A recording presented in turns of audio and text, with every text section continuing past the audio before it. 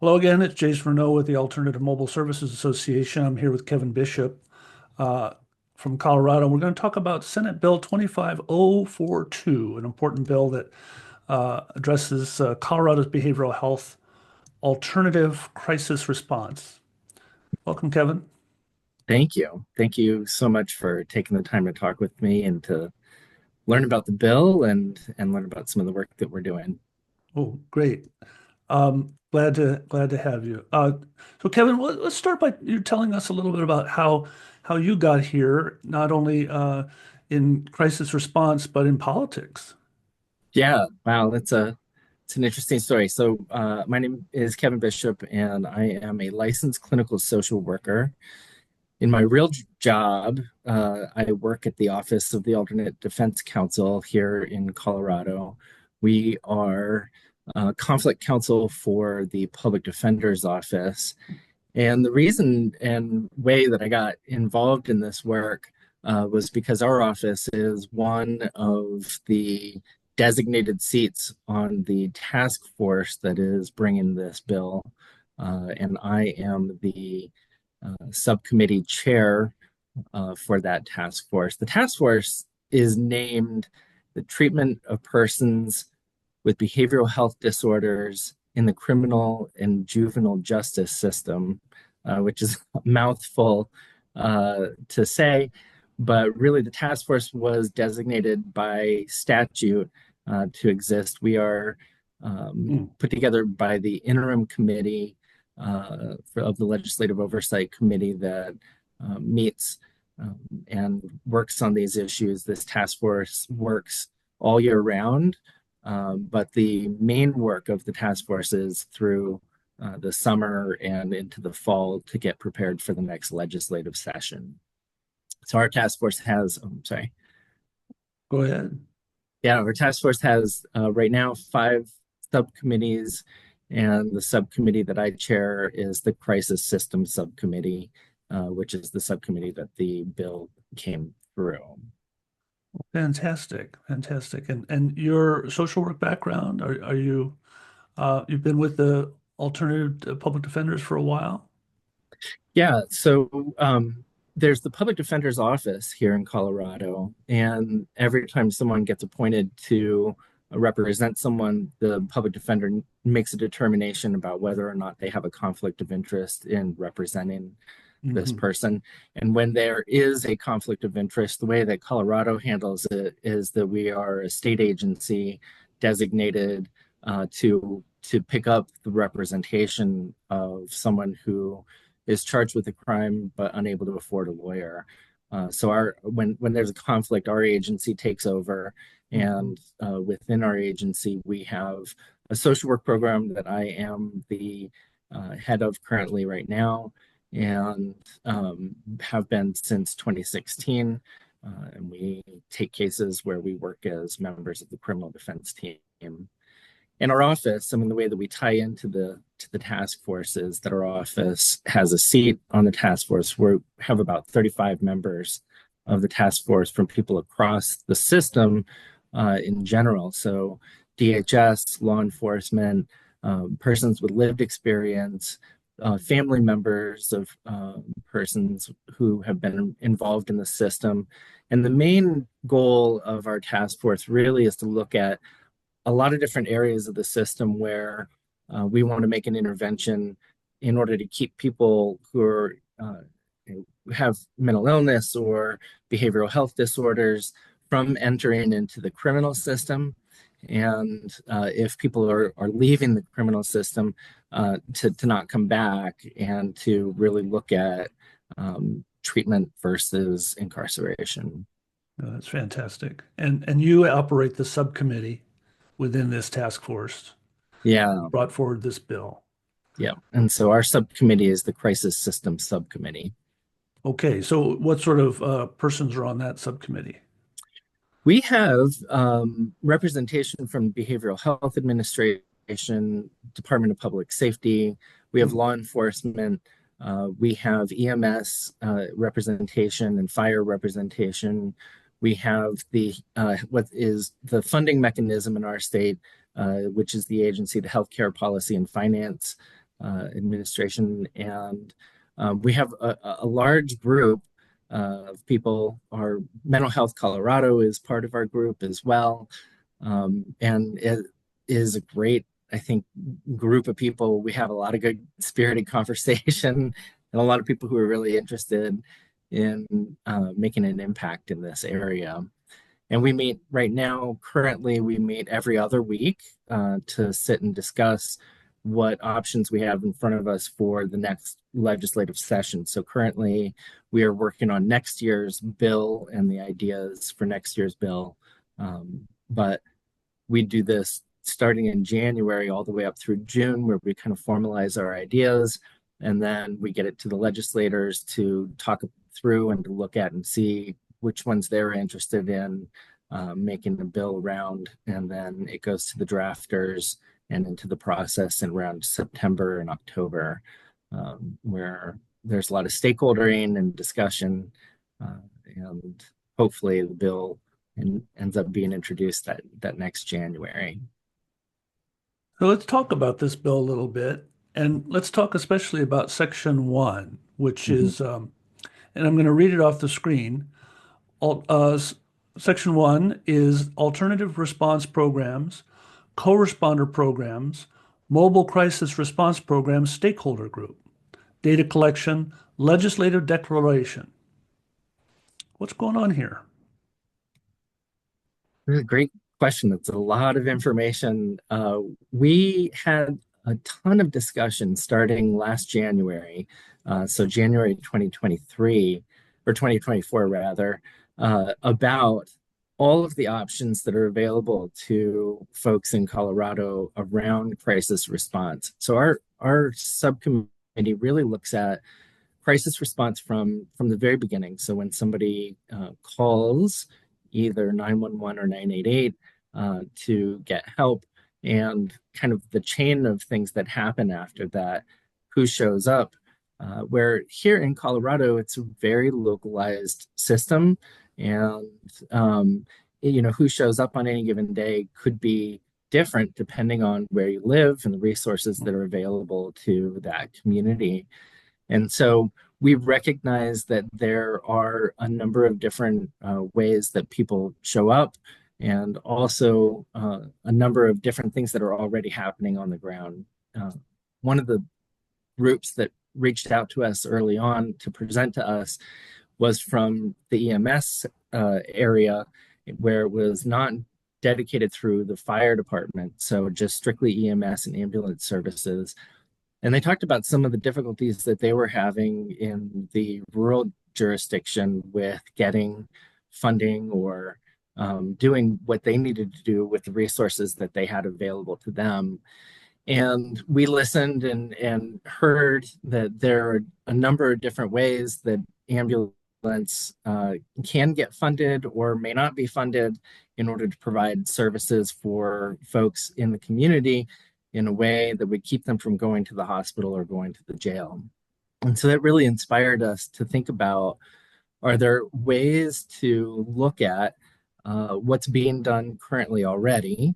And in the conversation that we had, it was recognized that, across Colorado, we have a mountainous region, we have Great Plains, we have, metro areas, and things are just being done differently in different areas.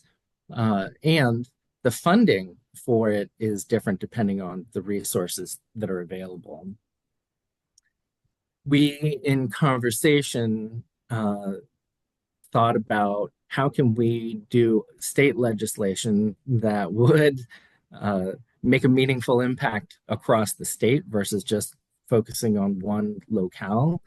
And that's a really difficult thing to do in such a highly localized system that we have.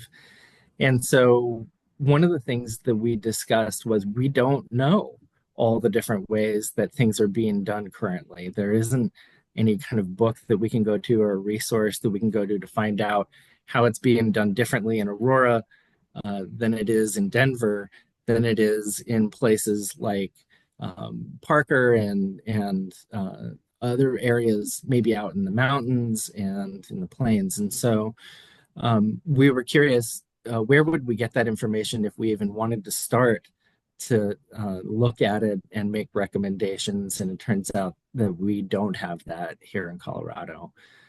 So one of the ideas that came up for our group was, could we get a group of stakeholders together to talk about and to compile the information and have that information in some localized source where we can, members can go and look and see what is being done. And that could be a resource for all sorts of people who were looking to either put these things in their community and start a program in their community, or even just for us to look at and identify what is being done out there and where our needs. And we know that that's always changing. So that resource would need to be updated.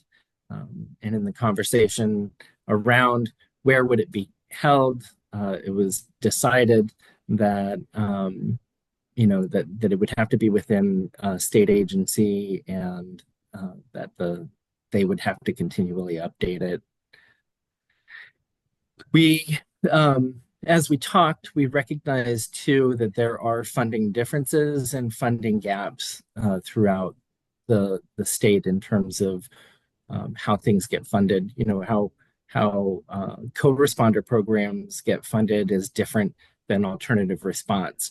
And one of the things that we were really interested in was enhancing the ability for an alternative response. We already have co-responder programs, we have mobile crisis units, and all of that sort of fits underneath the Behavioral Health Administration in terms of licensing and regulation, and some of the funding, but a lot of the funding mostly comes through healthcare policy and finance. We understand that alternative response is different and is currently has different funding needs than have been anticipated. And also, we don't have, that I'm aware of, or if we do, our group is not aware of it, peer-to-peer models where peers would be showing up, and how would that get funded either. And so we're curious to know where the gaps in funding are and where there are avenues through Medicaid that we would be able to take advantage of that we aren't currently using. And so another piece of this bill sets out to look at where are those funding gaps, or what could we be taking advantage of or doing better, more efficiently than we currently are. And so part of that section is really to look out at some of the funding gaps that we may or may not already know about. One of the pieces that I think is very clear to us is that we don't treat in place or provide funding for treatment in place. We do have entities that are treating in place, but they're not able to get paid for it outside of grants. And so we're looking at sort of the developments that are happening now nationally around treatment in place and the ability to maybe treat people in place versus taking them to the hospital or to jails. And so we made sure to put that into the language of the bill. So in our AMSA survey of teams across the country, we find that teams are, the more you look at them, the more unique they are, the more they are not comparable against other teams. This sounds like quite a daunting task. So would you be including teams that have no behavioral health aspect to them, like say fire department based teams? Yes. Yeah. And there are teams that are interested in those things currently. We know that there is an ambulance team that's working out in the southwestern quadrant, essentially, of the state, and that work is different for sure than the work that is being done in our more metro areas. And that was part of the conversation too. Most of the people in our group are really coming from a metro perspective as far as the EMS and fire, and some of that stuff that we were talking about in terms of the way that it was working out on the plains or in the mountains didn't resonate as much with them, which is kind of how we identified that, oh, this is being done differently, and different communities have different ways of doing it. So one of the questions that came up was, if we looked at let's say you pass regional health services, which is a strictly EMS model. Uh, if somebody in Rifle, which is up north, but also a very rural area, wanted to model their system after you pass, then where would they even go to find out what would be available to them or how to best structure it? And I'm recognizing that that's very different than if you were in Centennial or Aurora or a more populous area that has a lot of different resources and maybe run more from a fire perspective. And so that's why we put together this idea to have sort of a compendium of resources where people could look to see how it's being done and what may be feasible or viable in their area based on the funding that's available. And this bill also creates a stakeholder group. Tell us a little bit about that. Does it include mobile crisis team workers? It does, and you know, we really feel like it's important to have a wide range. I don't know what version of the bill you've seen most recently, but there's been some additions in the last week through the amendment process, and so we can talk about the wide range of people that are involved in the stakeholder group or to be involved in the stakeholder group. And I've got the bill pulled up here too, but behavioral health providers, substance use treatment providers, mental health care providers, but also representatives from agencies providing law enforcement, fire protection, emergency medical services, emergency response services, emergency dispatch services. And all of this is in recognition that everything in this system is connected and it's a really complex system. So we need everybody at the table to talk about how it's working. So you're going to map the state of Colorado, all of these services, and will you be making any recommendations as to what services work and what services are, working better? That's not necessarily the goal. It is to look at what is currently being done and how. And I'm sure that in the conversation around that, there will be ideas that come up about how things could be done more efficiently or how communities could be working together with the resources that they have better. But this really is to identify like an index more than a guide and maybe some best practices for communities that are looking to develop it moving forward. And I think this is going to be a living document. A moving target. Yeah, yes. And probably over time, we'll see that certain methods are working and are more sustainable than others. And we'll see that things kind of fall off or morph or change. And hopefully this resource will be adaptable and able to keep up Will with you all of have that. staff to keep track of all these changes? So the legislation identifies the Department of Public Safety, Behavioral Health Administration, and Healthcare Policy and Finance as being the group of people who are ongoing updating it. Really, we see the Behavioral Health Administration as having most of the information already at their fingertips. They're heavily involved in this space. And also Healthcare Policy and Finance is also obviously paying for some of it. And so we think that they would be able and capable and responsible of continuing to update as they see it. Has this bill has had its first hearing? It has, yeah. So it made it through the Health and Human Services Committee, and it went with some amendments to appropriations, and we were able to get the fiscal note down, which is great. So it made it out of appropriations and through the Senate, and it's on to the House at this point. Good. What does the horizon look like? There's a lot of really great things in this bill outside of this piece of it too. I think that I feel very optimistic about the passage of it. There's a lot of really great stuff and a lot of investment from the legislators and sponsors who are bringing it, and so I feel really good about it. Well, that's great to hear. Now, Colorado's really on the vanguard of states around the country and developing not only mobile crisis, but a variety of mobile crisis teams. So it's great to have this database and great to know that there's someone going to be actively updating it and keeping it alive and keeping it useful, and that there's going to be good informants attached to it that are going to help you understand better about how mobile crisis operates around the state.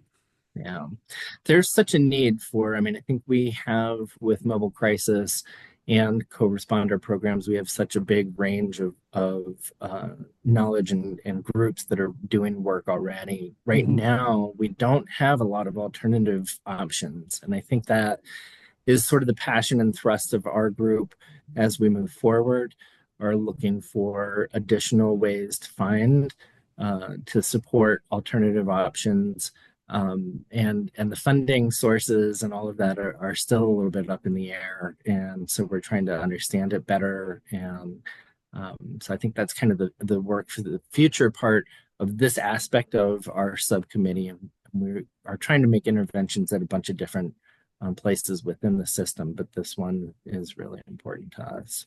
Well, it looks like over the next few years, we're going to need to look to states to be providing much of the research and further understanding in this area. So this is vital work you're doing. Uh, Thank you, Kevin. Is it okay if we check in with you later and see how this did? Absolutely. Yeah, please do. I hope you do. I Great. look forward to talking to you more about it. Okay, take care.